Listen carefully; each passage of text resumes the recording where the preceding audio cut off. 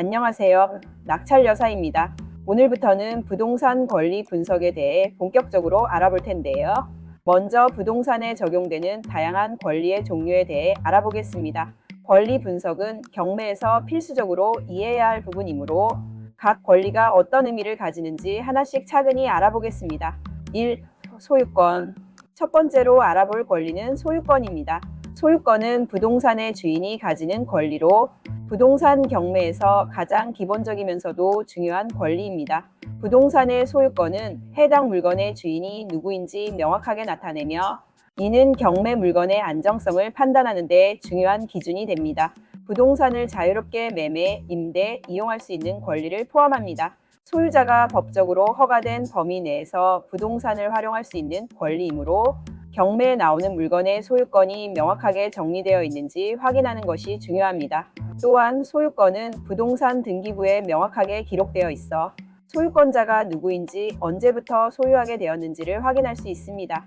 경매 물건에서 소유권에 대해 특별한 제한 사항이 없는지, 혹시라도 소유권 이전 절차에서 발생할 수 있는 법적 문제는 없는지 검토해야 합니다. 특히 소유권의 가압류나 가처분이 설정된 경우에는 해당 소유권이 일시적으로 제한되거나 이전에 문제가 발생할 수 있기 때문에 이러한 내용을 사전에 분석해야 합니다. 이러한 권리 관계를 분석하는 것이 경매의 필수 과정입니다. 2. 저당권. 두 번째로 알아볼 권리는 저당권입니다. 저당권은 부동산을 담보로 제공하여 돈을 빌려준 채권자가 가지는 권리로 부동산 경매에서 자주 등장하는 권리입니다.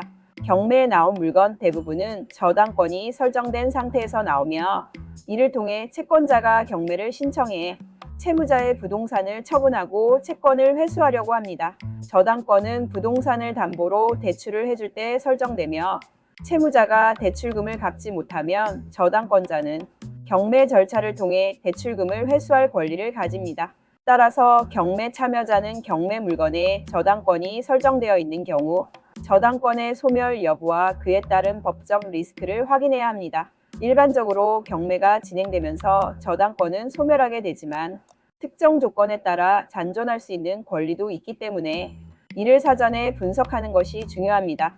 예를 들어 저당권자가 우선순위를 가진 경우 경매 후에도 배당금을 받지 못할 수 있으며 이는 입찰자의 예상 수익성에 영향을 줄 수 있습니다. 3. 임차권. 마지막으로 알아볼 권리는 임차권입니다.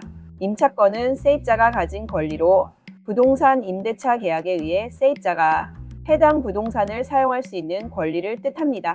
경매에서 임차권이 중요한 이유는 세입자가 법적 권리를 주장할 수 있으며 우선 변제권이나 대항력에 따라 경매 절차에 영향을 미칠 수 있기 때문입니다. 전입신고와 확정일자는 임차권의 우선순위를 결정하는 중요한 요소입니다. 임차인이 전입신고와 확정일자를 갖추었다면 경매에서 다른 채권자보다 우선하여 보증금을 돌려받을 수 있는 권리가 생기며 이를 우선 변제권이라고 합니다. 이때 우선 변제권이 있는 임차권을 사전에 파악하지 않으면 예상치 못한 비용 부담이 발생할 수 있습니다. 또한 임차인은 전입신고를 통해 대항력을 가질 수 있습니다. 대항력이 있는 임차인은 경매 후에도 일정 기간 동안 부동산에 거주할 권리를 주장할 수 있습니다. 이 경우 낙찰자가 해당 임차권을 승계해야 할 수도 있으므로 입찰 전에 임차인의 권리 관계를 명확히 확인하는 것이 중요합니다. 오늘은 부동산에 적용되는 기본적인 권리, 소유권, 저당권, 임차권에 대해 알아봤습니다. 이들 권리는 부동산 경매에서 필수적으로 이해해야 하는 요소들이므로 경매 참여 전에 꼭 권리 분석을 통해 해당 물건의 권리 관계를 확인하는 것이 중요합니다. 내일은 이 권리들을 바탕으로 어떻게 권리 분석을 진행할 수 있는지 구체적인 방법을 알아보겠습니다. 감사합니다.